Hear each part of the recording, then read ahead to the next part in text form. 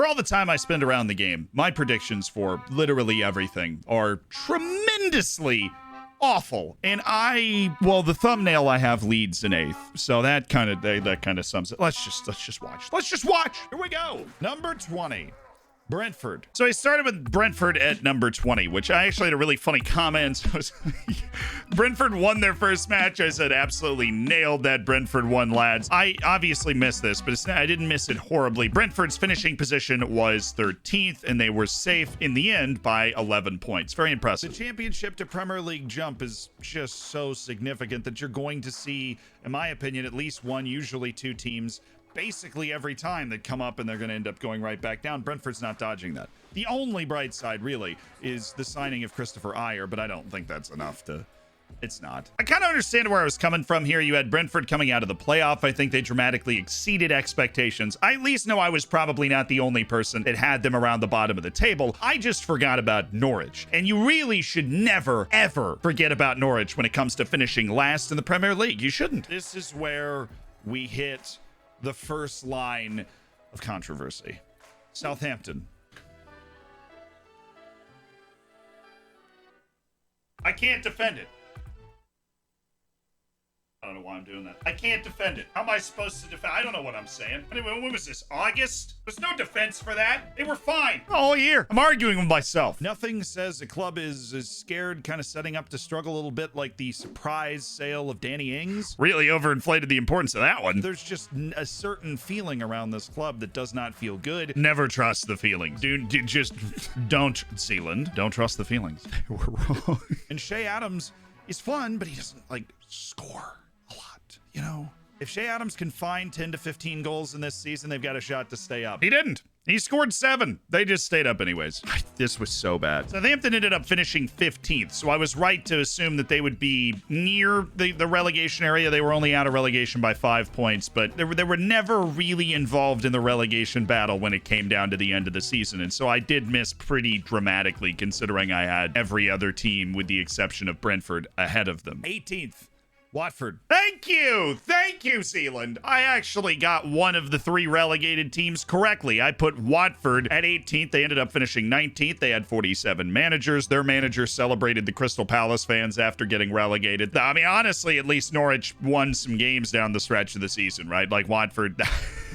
They kind of went out with a whimper in a way that I don't know if they're going to be able to get back up for the championship that easily. Ashley Fletcher came from Middlesbrough.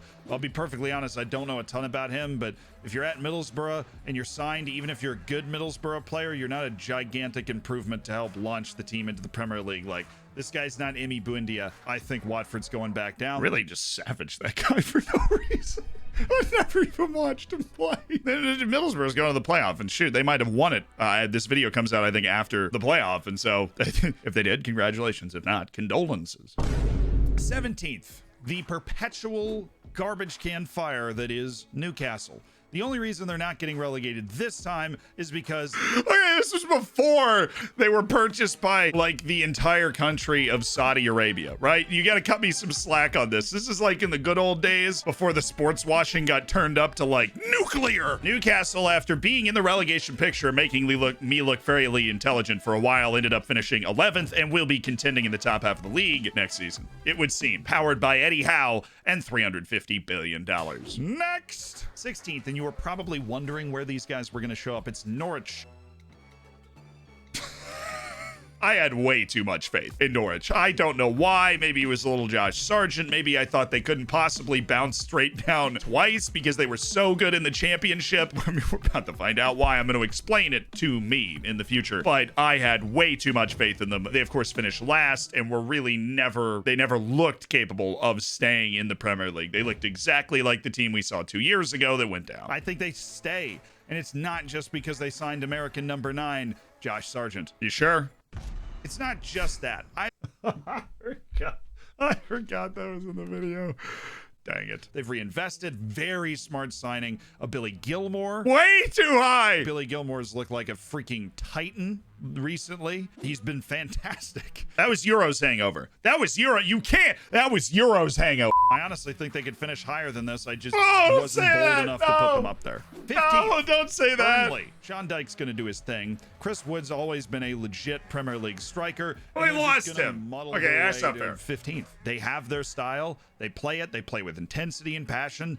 And they'll keep 20% of the ball, and they'll win enough games to stay in the Premier League. Well, okay, I was just riding the coattails on that one. Clearly, they lost Chris Wood. They ended up firing Sean Dyche, and they end up going down. That pick of them in 15th was just based off their remarkable consistency for producing seasons like that. Huge condolences. I think the Premier League loses some variety with a team like Burnley going down, and I hope they get back up. And Burnley, of course, they finished 18th. So I've now at least predicted all of the relegated teams in the bottom 15. So the bottom 25% of the table, I did have the 3 relegated teams. We didn't miss by that much. That looks clickable.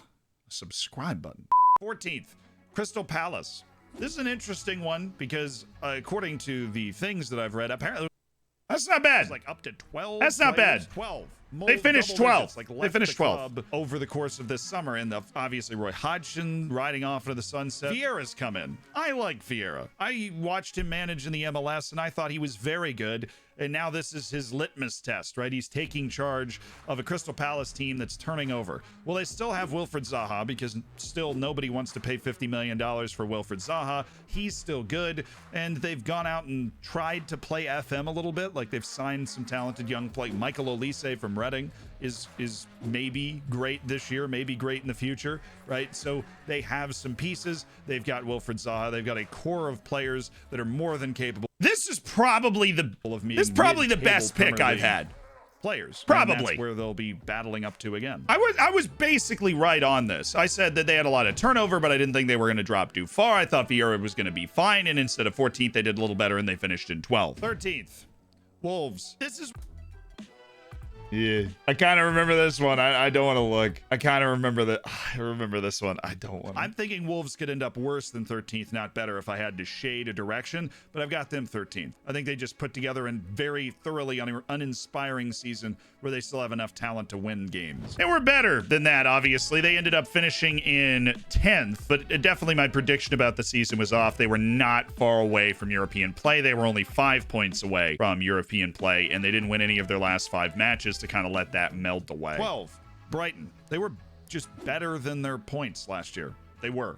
Look, you can knock XG all you want, and it has its flaws, but it doesn't completely lie to you, right? Brighton was better than their points last year, and I think they're going to play somewhere near that again. Losing White hurts. It's actually right. Yeah, this is pretty good. To reinvest that money as we get towards the end of the window. They've got time, and they'll probably use it. Brighton finished in 9th. And this was not a bad prediction at all for how they were going to do, considering they finished well below that last season and were hovering just above the relegation zone. So I am redeeming myself in like the lower half of the mid-table. I'm not super far off. Back to the clubs that feel poorly, which would be Everton.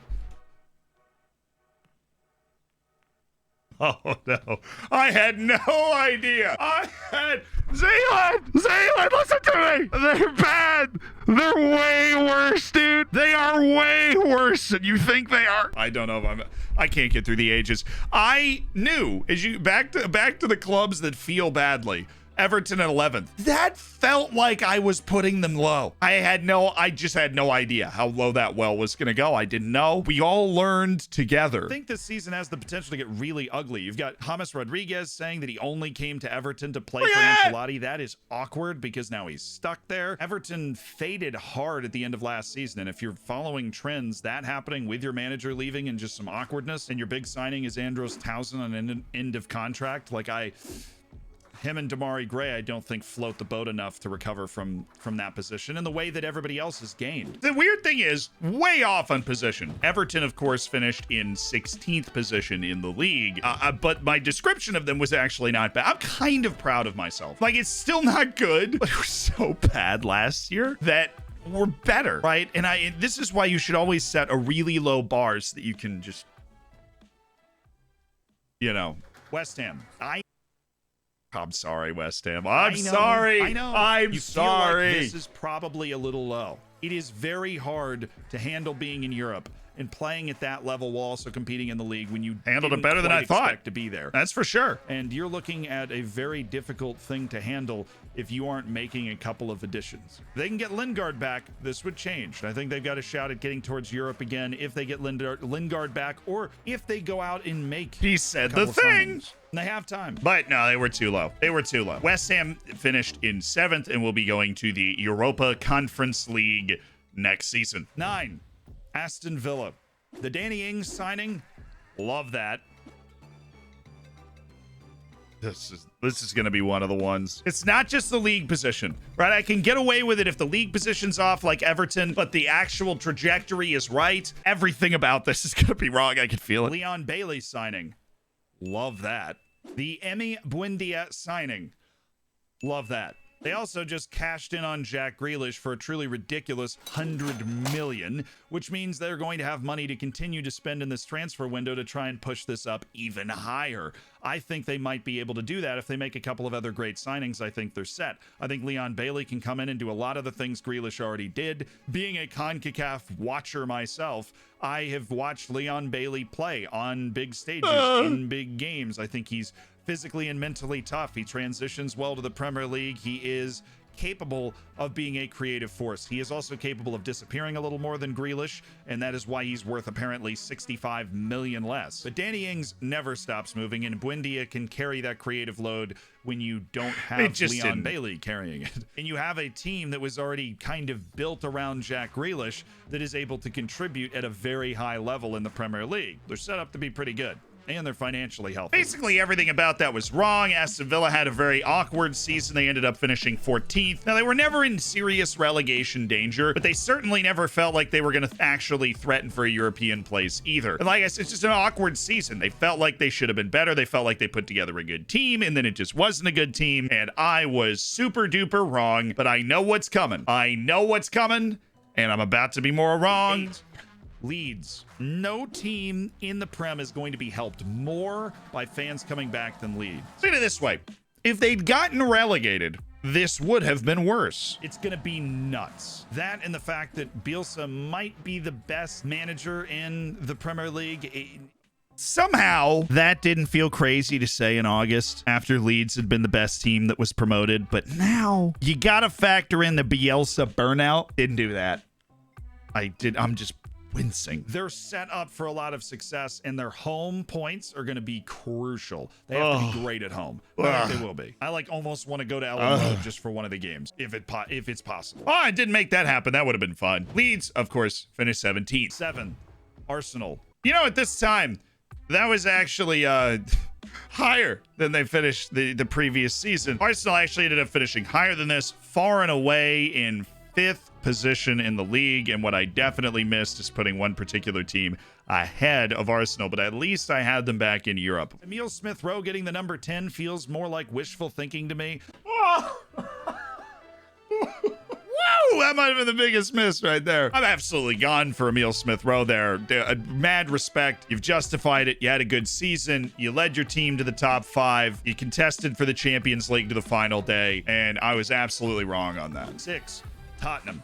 You have no idea how tempted I was to put them higher. People look at Tottenham and they're like, should have done it. It's burning down. It's not. You should have done it. Wonderful transfer window. Brian Gill. He's been rated for years. The guy just needed a chance on a big stage. That wasn't. Well, that wasn't. If they can get Lautaro. Be quiet. Youngman Son is a proven top-level Premier League frontliner, whether Kane stays or goes. I think Kane actually might end up staying. And he redeems himself with a moment of brilliance. I paired Arsenal and Tottenham together, and I should have had the guts to put Tottenham even higher, but at this point, with all the concerns around Kane and everything else, I just don't think I felt comfortable going higher than that. But of course, Tottenham ended up finishing 4th instead of 6th. They're in the Champions League instead of the Europa League. Some are saying Tottenham has to sell him. I don't think so.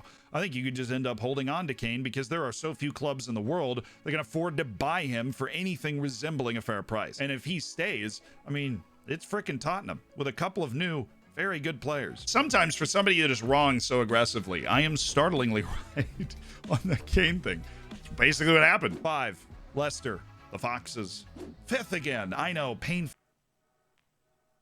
I picked them to finish the same spot as last season. I felt bad about it, right? Because they bottled Champions League on the last day of the season last year. But this year was actually pretty bad for Leicester. They ended up finishing 8th. They missed out on Europe. They weren't really in it on the last couple of games either. They closed the distance with 3 wins in the final 4 to make it look kind of better than it was, but I still missed by 3 spots. And this was a bad year for Leicester. I mean, Leicester's just built itself for success long term. You're gonna have a lot of fun in the Europa League too. That's for sure. They didn't necessarily. They didn't get out of their group, and they ended up playing in the Conference League. But that's just part of a season that was pretty disappointing for Leicester, and they definitely need to return to the top 7 next year, or else themselves, as the team that I often call the biggest small club, might start to slip away from their perpetual European contention. Jamie Vardy is already quite old. And now the top 4. It's going to be spicy. 4, Liverpool. I don't want to do it anymore. I don't want to. I don't want to do it anymore. Put them below United, man. I had no faith at all that they were still going to be good. Liverpool's also bringing through good young players. Curtis Jones has had his flashes, but nobody seems to know how good he is yet.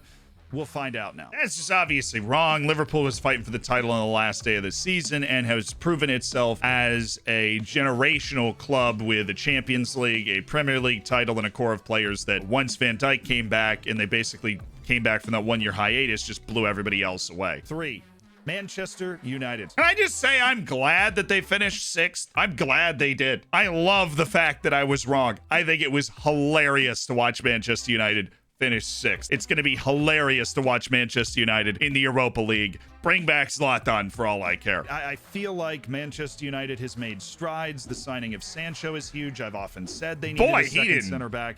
Do much, did he? Rafael Varane for a very good price. Unusually good business from a club like United. And they've got a world-class pairing with Maguire and Varane. And I finally probably won't get made fun of for saying Maguire is a world-class center back, because I have in the past.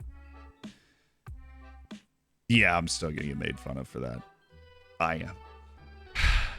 And I was right. Thank you very much. Look, I still think he's good. But I think the constant slating has damaged his confidence. And I just don't think he's the same player that he was at that 2018 World Cup. I think that player is gone, and I'm not gonna die on that hill.